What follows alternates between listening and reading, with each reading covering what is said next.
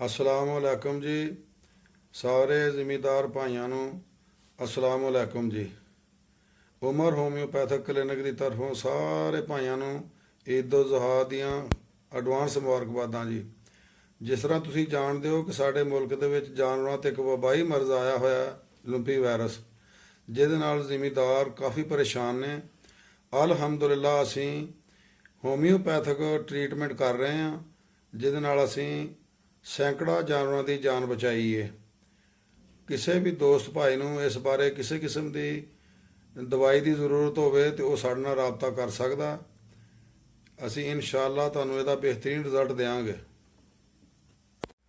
ਜਿਸ ਤਰ੍ਹਾਂ ਕਿ ਜਾਨਦਾਰ ਦੇ ਜਿਸਮ ਦੇ ਵਿੱਚ ਲਿੰਫੀ ਗਲੈਂਡ ਹੁੰਦੇ ਨੇ, ਜਿਹੜੇ ਜਿਸਮ ਦੇ ਅੰਦਰ ਦਾਖਲ ਹੋਣ ਵਾਲੇ ਵਾਇਰਸ ਤੇ ਬੈਕਟੀਰੀਆ ਦੇ ਖਿਲਾਫ ਜਿਸਮ ਦਾ ਤਹਫੁਜ਼ ਕਰਦੇ ਨੇ।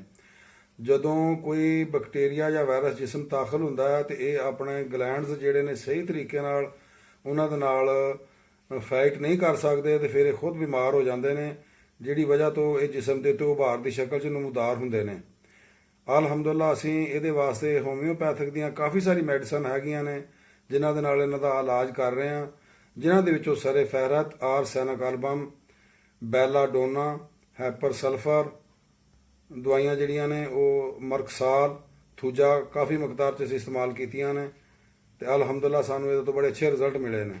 ਜਿਸ ਤਰ੍ਹਾਂ ਕਿ ਕੁਝ ਭਾਈ ਜ਼ਿਮੀਂਦਾਰ ਜਿਹੜੇ ਹੈਗੇ ਨੇ, ਉਹ ਜਾਨਵਰ ਨੂੰ ਬਿਮਾਰੀ ਆਉਂਦੀ ਹੈ ਤਾਂ ਉਹ ਗਲਤਫਹਿਮੀ ਨਾਲ ਕਈ ਕਿਸਮ ਦੇ ਟੋਟਕੇ ਔਰ ਇਲਾਜ ਕਰਦੇ ਨੇ, ਜਿਹਦੇ ਨਾਲ ਉਹਨਾਂ ਦੇ ਜਾਨਵਰ ਜ਼ਾਇਆ ਹੋ ਰਹੇ ਨੇ।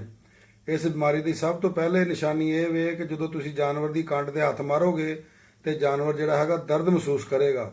ਇਹ ਦਰਦ ਵਾਲੀਆਂ ਗਿਲਟੀਆਂ ਹੁੰਦੀਆਂ ਨੇ। ਉਸ ਤੋਂ ਬਾਅਦ ਇਹਨਾਂ ਦੇ ਨੱਕ ਦੇ ਵਿੱਚੋਂ ਤੇ ਮੂੰਹ ਦੇ ਵਿੱਚੋਂ ਪਾਣੀ ਆਉਣਾ ਸ਼ੁਰੂ ਹੋ ਜਾਏਗਾ।